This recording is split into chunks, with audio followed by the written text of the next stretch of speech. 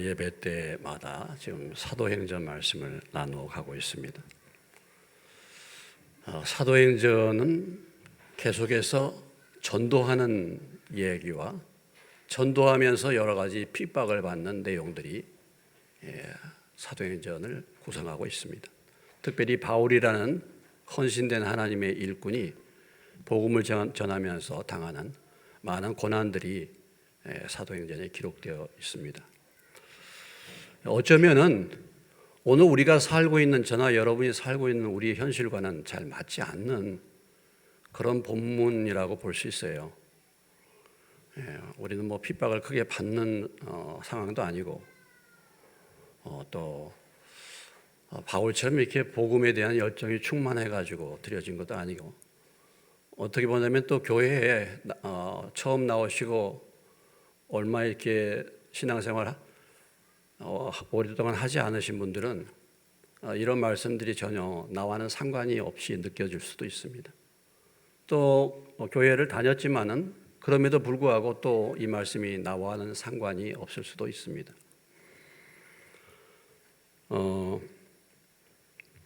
오늘 이 바울의 고난이 우리와 무슨 상관이 있는가? 이렇게 복음을 전하는 그 바울의 고난받는 이 삶을 통해서 우리에게 무엇을 말씀하시는가라는 것이죠. 네, 이런 바울이라는 사람이 이렇게 고난을 당하면서 복음을 전했기 때문에 오늘 그 복음이 세계를 돌고 돌아서 이 자리에 오고 저와 여러분이 예수를 믿게 된 것입니다. 그러니까 바울의 이 전도하기 위한 이 고난이 우리와 상관이 없는 것이 아닌 것이죠. 예수님이 십자가의 고난을 당하 십자가에 돌아가시는 그 사건이 2000년의 사건이지만 우리와 상관이 없는 사건이 아니지 않습니까? 또 뿐만 아니라 오늘 저와 여러분이 평안하게 신앙생활 한 것도 사실 우리의 믿음의 선배들이, 우리의 부모 세대에 뜨겁게 믿음의 삶을 살면서 일제치하에서 고난과 핍박을 당하면서도 믿음을 지켰던 그분들의 기도와 그분들의 헌신 때문에 사실 오늘 저와 여러분이 어쩌면 평안하게 이렇게 신앙생활을 하고 있는 것입니다. 여러분들이 오늘 이 우리 교회에 나와서 이렇게 예배를 드리는 이런 상황에 처음 개척하고 여러 가지로 이 예배당을 짓고 또 대지를 구입하고 예배당을 짓기까지 많은 고난과 어려움들이 있었습니다. 그러나 그때 수고했던 사람들의 수고 때문에 오늘 사실 우리가 이렇게 예배당 안에서 이렇게 예배를 또 드리고 있는 것이 그들의 수고가 나와 상관이 없는 것이 아닙니다. 우리 부모님이 이렇게 열심히 일하고 그렇게 해서 우리를 교육하고 그래서 오늘 내가 있는 것처럼 우리 부모님의 그 수고와 노력이 헛되지 않고 나라는 열매가 이 자리에 있는 것처럼 오늘 바울의 고난, 복음을 전하는 이 바울의 이 고난이 우리와 관계가 없는 것이 아니라 정말 정상적인 믿음을 가진 사람은 이렇게 살아야 된다는 것을 우리에게 보여주고 있고, 바울이 자기의 생명을 걸고서 오늘 이게 예루살렘에 들어가서 이제 죽기까지 얻어맞기도 하고 생명을 걸고서 하는 것이, 이것이 누가 억지로 시켜서 하는 것이 아니라는 것이죠. 바울 마음 가운데 하나님의 사랑이 그 마음 가운데 부은 바가 되어서 이렇게 하는 것이지, 억지로 이렇게 자기 생명을 걸고 위험한 곳에 가서 복음을 전하는 그런 것이 아닌 것입니다. 그래서 우리의 신앙생활이 바울 같은 이런 사람이 참 믿음이 있는 사람인데 오늘 나에게는 왜 그런 게 없는가? 아니 물론 환경은 다른데 나에게도 그렇게 복음을 전하고자 하는 그런 간절한 마음이 있고 또 이렇게 무언가 신앙생활하면서 고난도 감당하고 하는 부분이 왜 나에게는 내 마음 가운데 없는가? 그것은 한마디로 말해서 아직 하나님의 사랑을 내가 체험하지 않았기 때문에 그런 것입니다. 그래서 그런 분들은 하나님의 사랑을 체험하게 해달라고 이렇게 기도할 필요가 있어요. 교회에 이렇게 나오시면서 교회 주일 예배 드리는 것도 힘들고 뭐 이렇게 나오기도 어렵고 그런 상황들이 많이 있고 어쩌면은 이렇게 다른 사람에게 끌려서 마지못해서 나올 수도 있지 않습니까? 왜 그런가? 아직 하나님의 은혜와 사랑을 깨닫지 못하기 때문에 그런 거 아니겠어요? 그렇기 때문에 그런 분들은 편안하게 오늘 이 말씀과 나는 상관이 없다. 그렇죠. 너무 동떨어진 말씀입니다. 하나님의 은혜와 사랑을 깨닫게 해달라고. 나도 이 바울과 같은 그런 그 믿음의 삶을 살려면은 사실 하나님의 은혜와 사랑이 내게 와야 되거든요. 하나님이 눈을 열어주셔야 되는 것이지 억지로 할 수는 없는 것입니다. 그래서 왜 나에게는 이런 게 없는가? 그런 분들은 내가 아직 하나님의 그 크신 사랑을 아직 체험하지 못했다 이거죠. 그렇기 때문에 아직 하나님의 은혜와 사랑을 만나지 못했다. 그렇기 때문에 그럴 수 있는 것입니다. 그리고 또 한 가지는 우리가 믿음이라는 것은 반드시 시험을 거쳐야 된다는 거죠. 믿음은 진정한 믿음은 항상 시험을 거쳐야 됩니다. 그래서 하나님께서 이스라엘 백성들을 구원한 다음에 광야로 보내신 이유를 이렇게 말씀하고 있죠. 너희가 하나님의 말씀을 지키는지 안 지키는지 이 광야의 고난을 통해서 시험하기 위함이라 이렇게 말씀하셨습니다. 여러분 우리가 신앙생활하면서 예수님이 나의 죄를 위해서 죽으시고 부활하셔서 여러분의 죄를 용서하셨습니다. 이 예수 그리스도를 여러분의 구주와 주님으로 믿기를 원하십니까? 믿기 원합니다. 당신이 죄인인 걸 깨닫습니까? 저는 죄인입니다. 예수님이 십자가에서 당신의 죄를 위해서 죽으셨어요. 그리고 그분이 사흘 만에 부활하셨습니다. 이 예수를 믿으면 죄사함을 받고 구원받습니다. 믿겠습니까? 믿겠습니다. 이렇게 우리가 말합니다. 그럼 믿었습니다. 그래서 구원받았어요? 정말 믿었는가가 문제죠.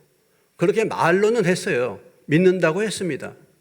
그러면 그 믿음이 진짜인지 가짜인지 시험을 거쳐봐야 알지 않겠습니까? 어느 부대에 작은 부대에 이 군대에 가면은 군대에서도 예배 드릴 수 있습니다. 군대도 예배 드릴 수 있어요.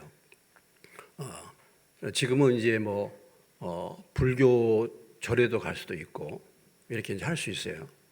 그래서 이제 어느 부대에 주일날 25명이 주일날 예배를 갔대요.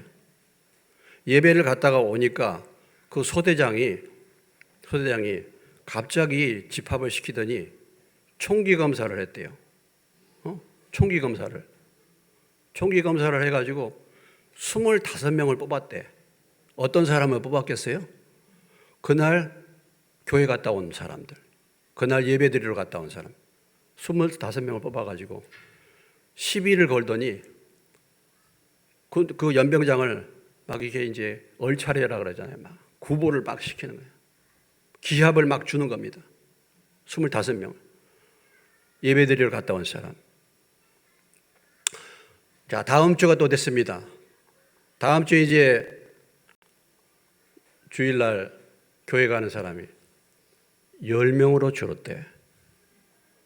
15명은 이제 이거 예배 갔다 왔더니 고난이 닥치잖아요. 이번에 가면은 안 되겠다. 금방 머리가 확 돌아가는 사람들이죠. 그래서 이제 10사람이 갔다 왔대.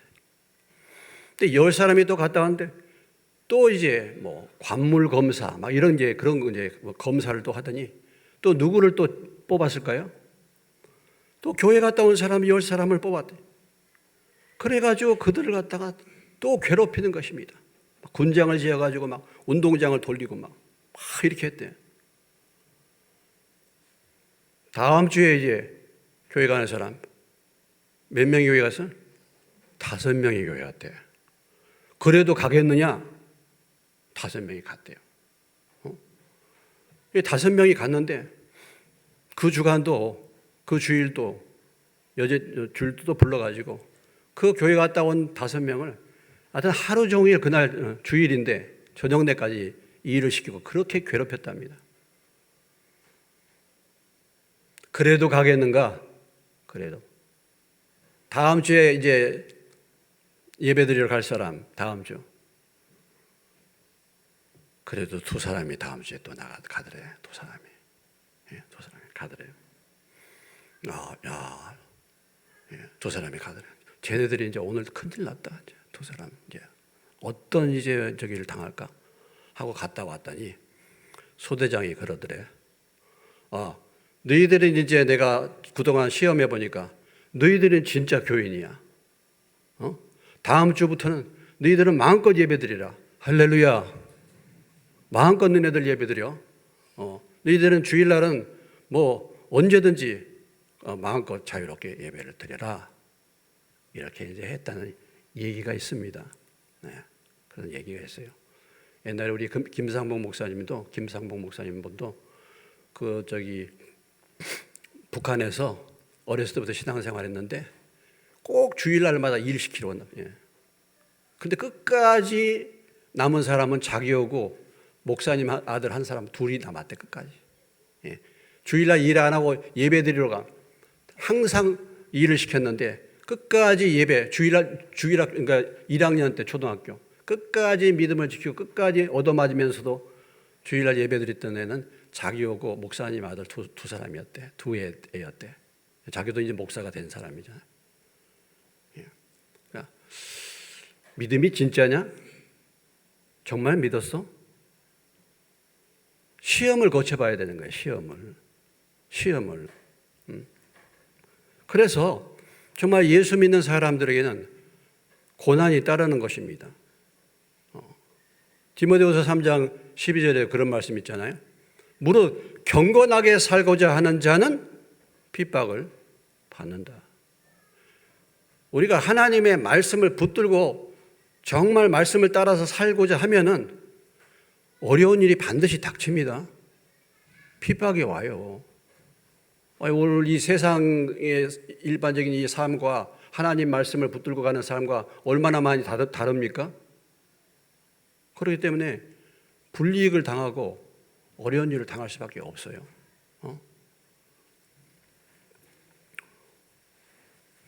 오늘 이 바울의 모습을 보면은 바울은 그렇게 다 하나님의 사랑이 충만했기 때문에 그런 것이지 않습니까? 예. 그래서 우리가 나에게는 왜 이런 열심이 없고 나에게는 왜 이런 복음 전하는 마음이 없고 그런가 돌아보셔야 됩니다. 예. 정말 하나님의 사랑을 내가 체험했는가를 돌아보셔야 돼요.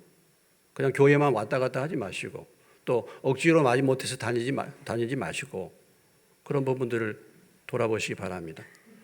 그런데 참 중요한 것은 이렇게 예배 자리에 나오든지 믿음의 끈을 놓지 않으면 그리고 마음만 가지고 있으면 언젠가 하나님이 눈을 열어주실 때가 있어요. 할렐루야. 언젠가는 마음이 이렇게 준비만 되면 언젠가 하나님이 눈을 열어주셔. 깨닫게 하셔. 그러니까 참 예배의 끈을 놓치지 않은 것이 중요한 것입니다. 언젠가는. 그러니까 베데스다 목가의 연못물이 언젠가 동한단 말이죠. 환자들이 늘 거기 와 앉아 있는 것입니다. 물이 동하기를 기다리고 있는 거죠. 그래서 물이 동할 때가 있는 것입니다. 그래서 우리가 예배 자리에 참여하는 것이 억지가 됐든지 어찌 됐든지 간에 그런 것이 중요한 것인데 아무튼 오늘 이 바울의 이 고난을 감당하는 이 믿음 이것이 바로 그런 믿음의 고난을 겪으면서도 복음을 전하고 믿음을 지켰던 사람들이 있었기 때문에 그래도 오늘 저와 여러분이 이렇게 믿음의 삶을 살게 되는 것입니다.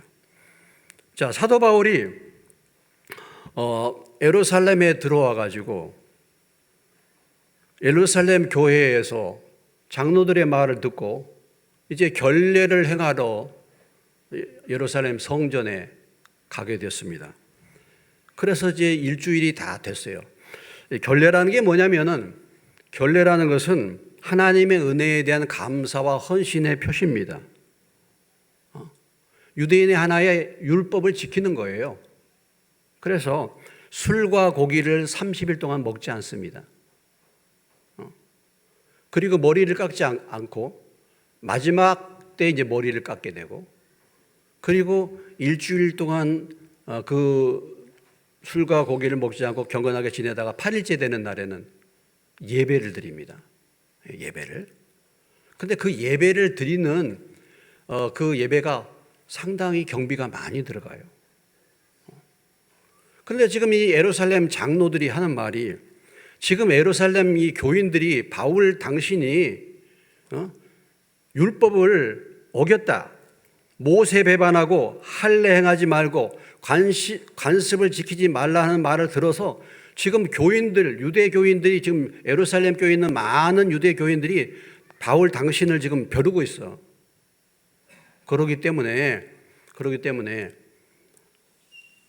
당신이 율법을 여전히 지킨다, 그게 아니라는 것을 증명하기 위해서 지금 결례를 행하기로 한 사람 4명이 있는데, 이 사람들의 경비를 다 대주고 같이 가서 성전에 가서 결례를 행하는 것을 보여줘라, 이렇게 지금 이제 권면을 한 것입니다.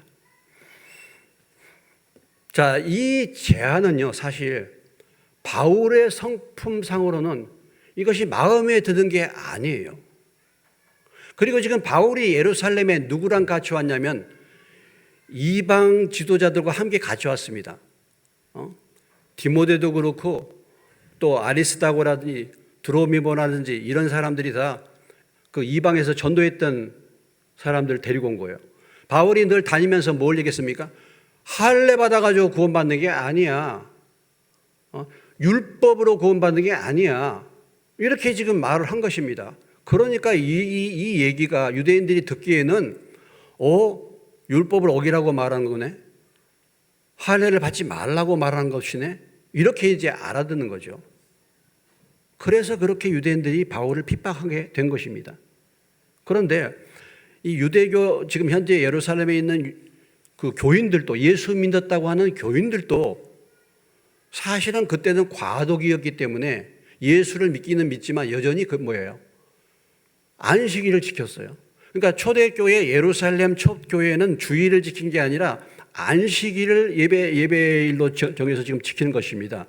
그러니까 유대의 그 율법의 방식으로 예수 믿으면서 하는 거예요. 근데 이방인들은 이런 것과는 상관이 없지만 유대인들은 이 관습이 오랫동안 젖어 있기 때문에 그것을 쉽게 벗어나지 못한 것이죠. 그래서 사도 바울이 이방에 가가지고 할례 받지 말라고 했다, 뭐 이런 것이 큰 이슈가 되고 문제가 된 것입니다. 그래서 지금 예루살렘 교회의 장로들이 바울에게 그것을 고면하는 거잖아요. 결례를 지킴으로 이 많은 예루살렘 교회의 유대 교인들에게 율법을 지킨다는 것을 보여줘라, 이거 아니겠습니까? 근데 사실은 바울의 심령으로 보면 이것도 그게 아니죠.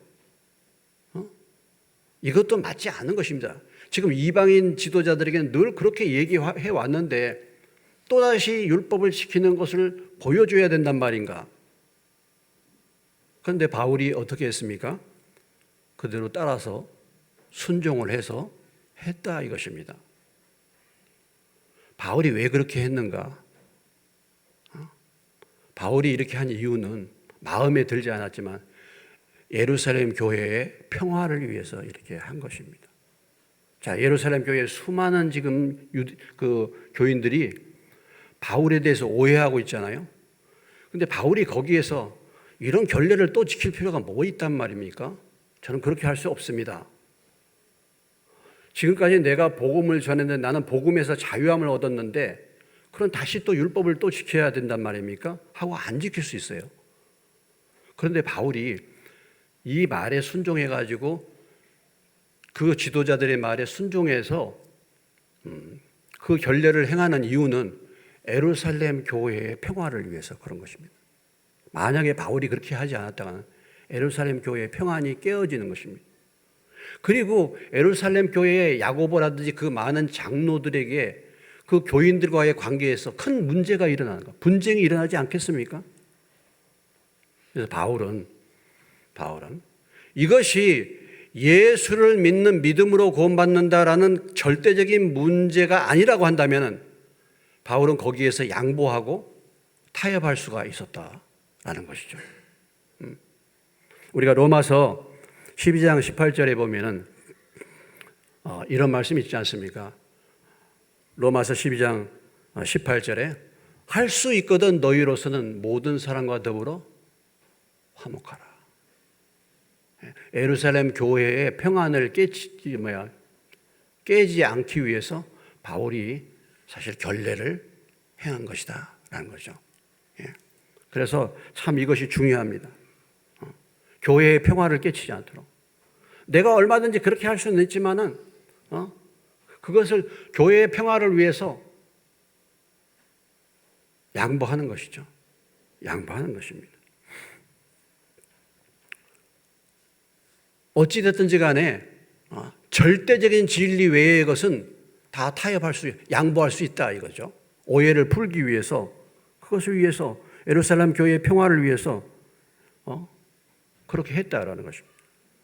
고린도전서 9장 19절로 23절의 말씀에 보면 바울의 일반적인 원칙이 나옵니다. 내가 모든 사람에게서 자유로우나 스스로 모든 사람에게 종이 된 것은 더 많은 사람을 얻고자 함이라. 유대인들에게는 내가 유대인과 같이 된 것은 유대인들을 얻고자 하며 율법 아래에 있는 자들에게 내가 율법 아래에 있지 아니하나 율법 아래에 있는 자 같이 된 것은 율법 아래에 있는 자들을 얻고자 하며 율법 없는 자에게는 내가 하나님께는 율법 없는 자가 아니요 도리어 그리스도의 율법 아래에 있는 자나 율법 없는 자와 같이 된 것은 율법 없는 자들을 얻고자 함이라. 약한 자들에게 내가 약한 자와 같이 된 것은 약한 자들을 얻고자 하며 내가 여러 사람에게 여러 모습이 된 것은 아무쪼록 몇 사람이라도 구원하고자 함이니 내가 복음을 위하여 모든 것을 행함은 복음에 참여하고자 함이라. 그래서 사도 바울은 유대인들을 구원하기 위해서는 유대인처럼 율법을 다 행하고 이방인들에게는 이방인처럼, 왜냐? 한 사람이라도 더 구원 얻기 위해서 했다라는 거죠. 그러니까 복음의 핵심 진리는 타협할 수가 없지만은 그 외의 것은 한 사람을 구원하기 위해서 또 평화를 위해서는 자기는 얼마든지 양보하고 타협할 수 있다. 이것을 사실은 보여준 것입니다. 우리가 이런 원칙이 참 중요한 것입니다. 정치도 마찬가지. 정치도 참 그렇게 해야 돼요. 정말 나라와 민족을 위하는 길이 뭐라고 한다면은 그것에 핵심을 둔다고 한다면 양보하고 타협할 수 있어야 돼요. 교회에서도 그렇습니다. 어떤 문제를 주장하는 데 있어서 의견이 다를 수 있잖아요. 의견이 다를 수 있는데 이렇게 하는 것이 더 여러 사람들에게 교회의 평안을 위해서 더 유익하다고 한다면 그것이 절대적인 진리가 아니라고 한다면 내가 사실 내 고집을 내놓을 수 있어야 돼요. 양보할 수 있어야 됩니다. 마음에 안 들어도. 우리 지방에 저쪽에 있는 모 교회입니다. 의당에 있는 교회죠. 그쪽이 어디야? 석송 쪽에. 그 교회가 이제 뭐예요? 규모가 좀 커졌어요. 그 위에다가 장로님이 땅 1000평을 기증했습니다. 얼마 멀지 않아. 한 몇백 미터 떨어진 데예요. 그래서 땅을 그분이 1000평을 내놨어요. 그래서 거기다 건축한다. 교인들은 뭐 그렇게 멀지 않으니까 땅을 이제 장로님이 내놓으셨으니까 거기다가 이제 너무 교회가 적고 예배당이 적기 때문에 더 큰 데다가 진다. 이렇게 해서 의견이 모아가는데 몇 사람이 꼭 반대해요. 꼭 반대했어요. 왜 우리 이사가 아니냐. 교회는 좁은데.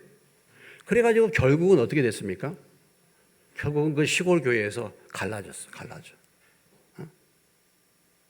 그 위에다가 짓고 안 가는 교회는 또 따로 또 교회가 되고 이렇게 그대로 있고.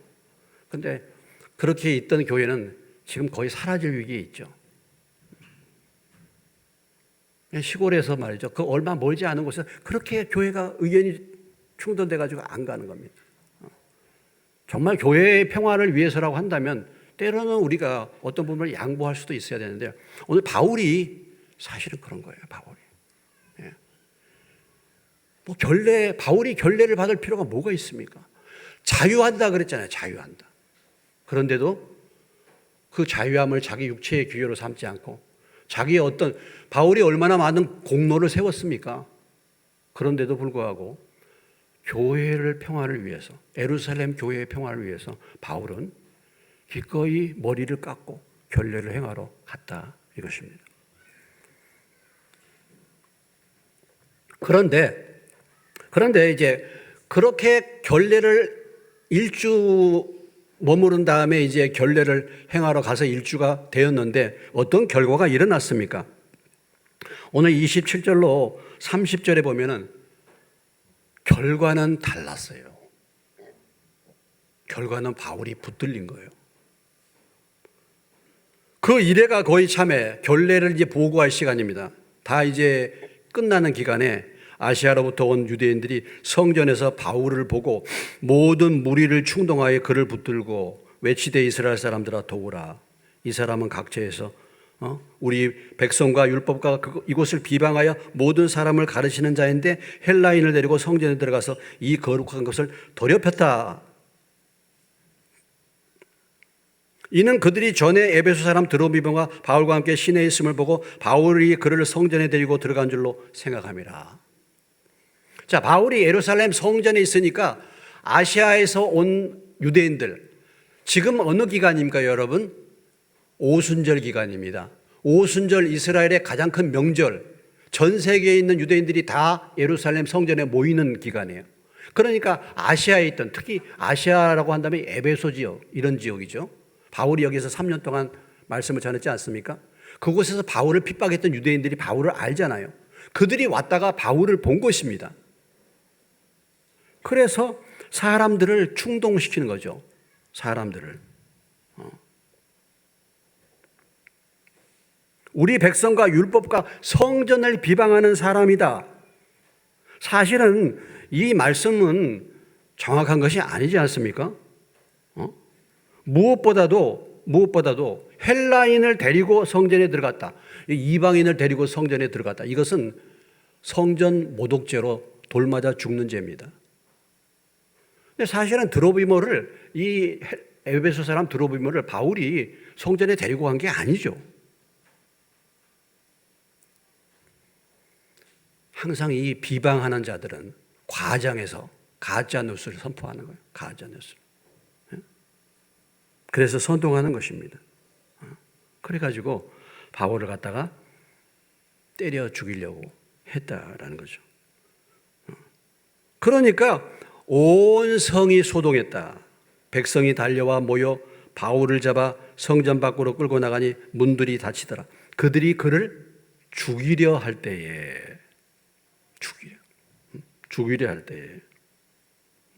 그러니까 거기서 32절에도 보면은 바울 치기를 그치는지라. 바울이 지금 이제 얻어맞아가지고 거기서 이제 죽게 된 상태입니다. 이렇게 이제 일들이 벌어지게 된 것이죠. 근데 우리가 이제 알아야 될 것은 뭐냐면 사람들이 그렇게 그 인간적인 방법으로 어쩌면은 인간적인 방법으로 오해를 풀려고 했지만 사실은 뭐예요? 결과는 그렇게 되지 않았다. 소용이 없었다라는 것입니다.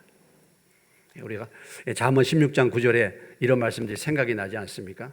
사람이 마음으로 자기의 길을 계획할지라도 그의 걸음을 인도하시는 여호와시니라.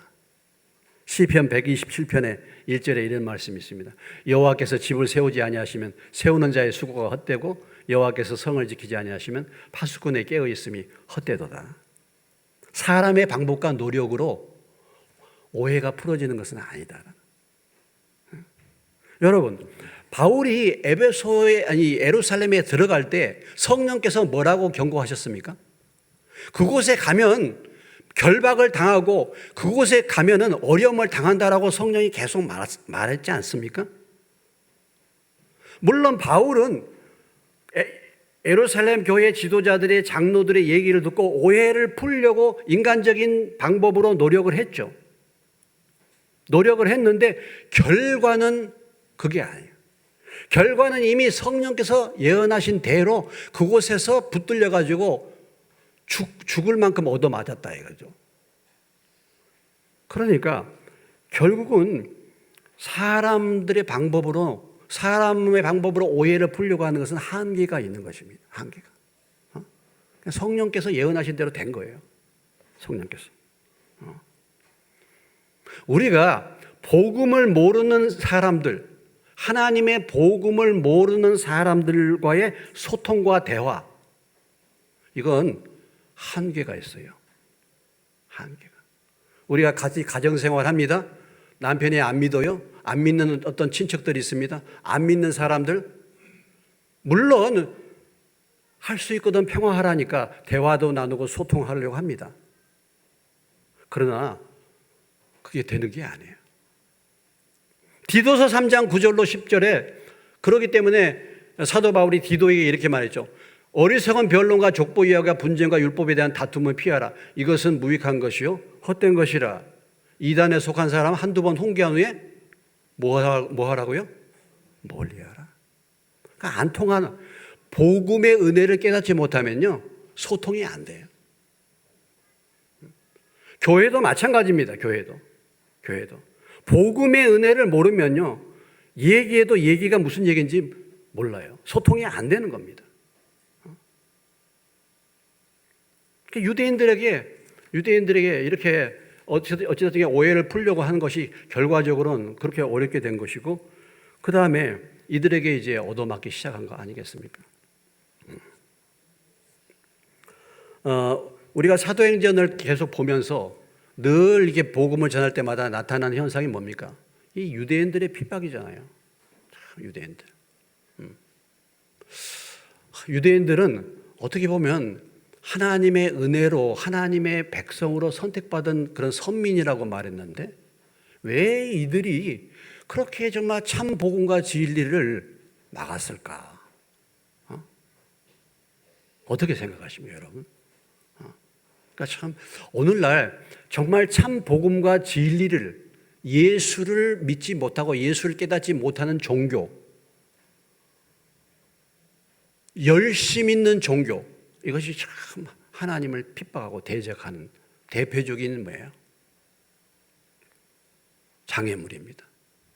교회도 그래요. 교회도 하나님의 은혜를 알지 못하고 인간적인 율법의 열심을 갖는 교인들, 어떤 그런 직분자들, 이들이 사실은 하나님을 대적하게 되는 거죠. 유대인들이 그런 사람들.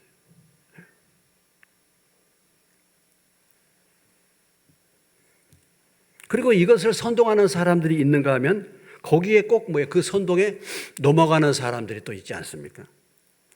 여기 보면은 무리들이라고 그러죠. 무리들, 군중들. 여러분, 무리들과 군중들은요, 진리와 거짓을 분별을 못하는 사람들이에요. 그런 사람들을 무리들이라고 합니다. 군중심리라고 하죠. 무리들과 군중들은 쉽게 충동을 당하는 사람이에요.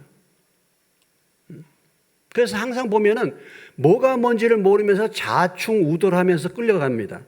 34절에도 보면은 무리 가운데서 어떤 이는 이런 말로 어떤 이는 저런 말로 소리치거늘 정확한 내용이 뭔지를 모르는 거예요.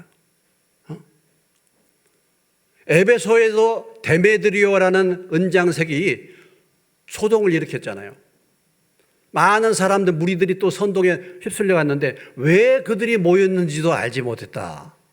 이게 무리들의 특징입니다.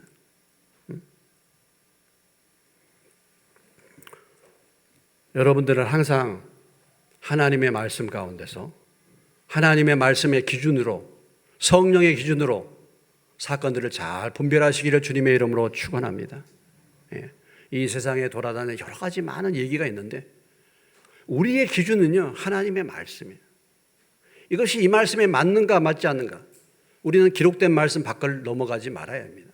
하나님의 뜻인가 아닌가를 분별해야 돼요. 이렇게 충동당해서는 안 되는 것입니다.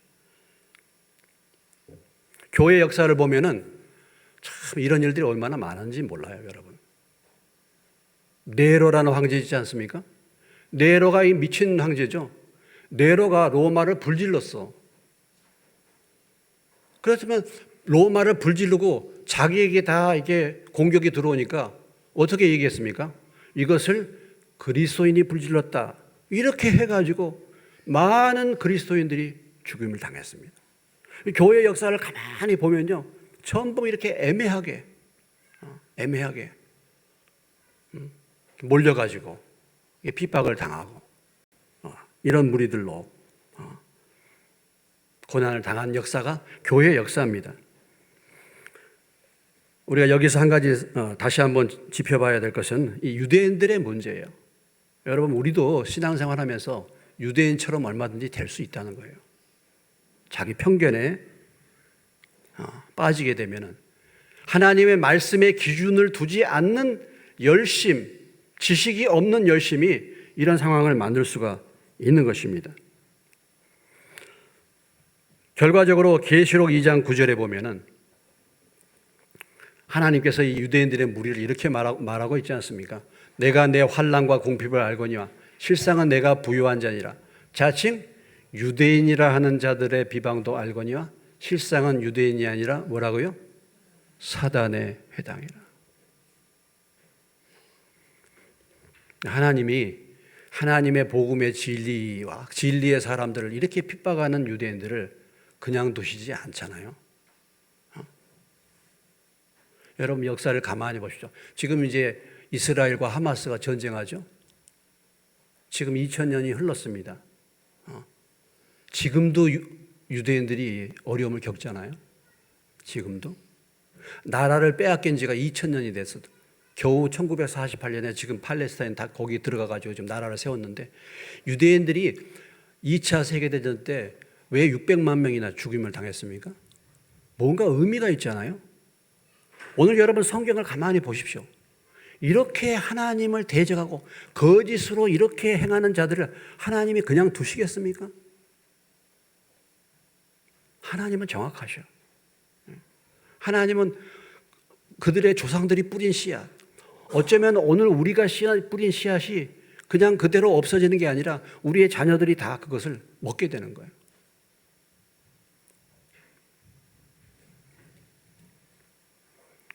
바른 진리를 전하면은 이들이 반발하고 대적하는 거예요. 여러분, 하나님의 말씀, 바른 하나님의 말씀이 증거된다. 여러분 마음 가운데 거역하고 마음에 불편한 마음이 드십니까? 어떻습니까, 여러분? 그것이 사실 진리를 대적하는 거예요. 그것이 마귀의 속성입니다, 사실은. 싫어하는 거예요. 사실은요, 우리가 성경 전체가요, 우리가 그냥 받기에 편한 말씀이 별로 없어요. 사실은 성경을 가만히 보면은 성경 자체가 다 불편한 말씀이에요. 그렇지 않습니까? 우리가 믿는 예수님이 십자가를 지셨는데 우리의 신앙생활도 자기를 부인하고 자기 십자가 지고 쫓아오라고 말씀하지 않았습니까? 그러니까 제대로 믿고 제대로 신앙생활하면은 그 신앙생활이라는 것이 편안한 것이 결코 아닙니다. 그렇지 않습니까? 자기 부인하고 내 십자가 지고 쫓아오라고 말씀하시고 좁은 길로 가라고 말했는데 좁은 길로 가기를 원하는 사람은 누가 있습니까? 나한테 안 맞는 거예요.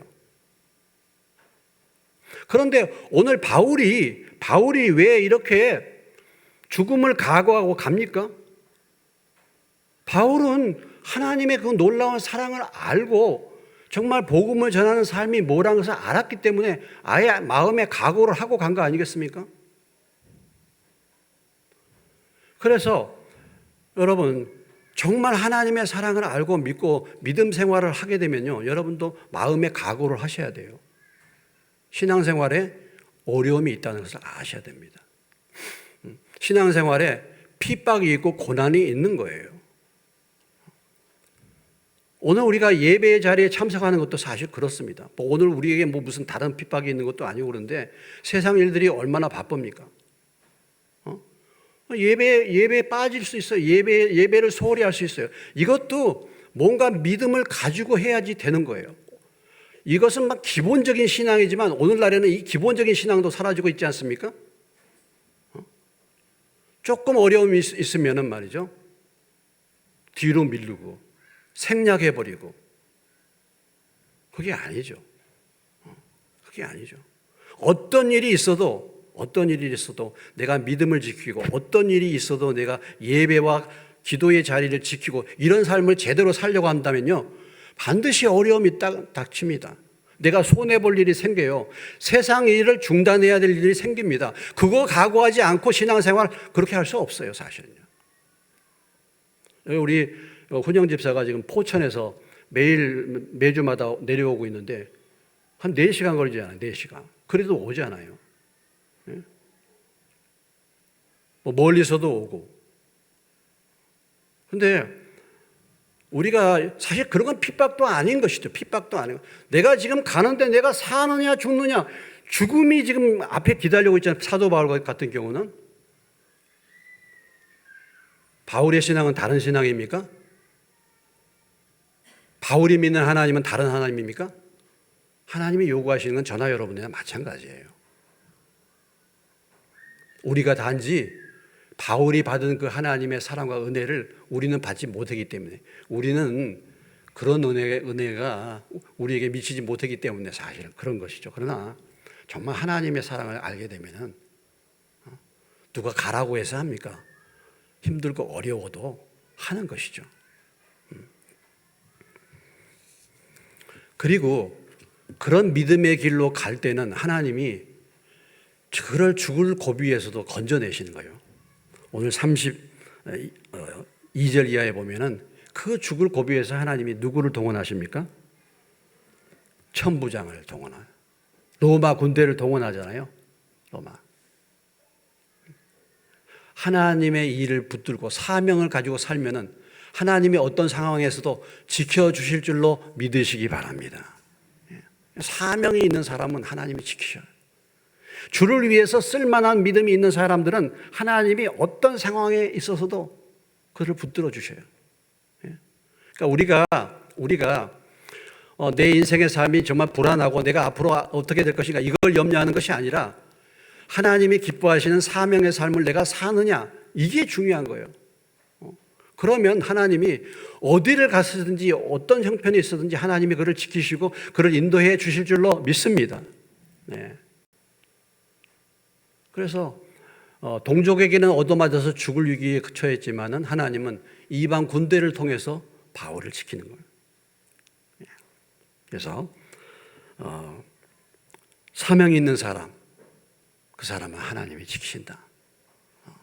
저나 여러분도 앞으로 우리 인생의 남은 삶을 살 때 막연하게 사는 것이 아니라 하나님이 나를 왜 부르셨는가, 그 부르심의 사명과 목적을 알고 주님을 섬길 수 있는 저와 여러분 되시기를 주님의 이름으로 축원합니다. 기도하겠습니다.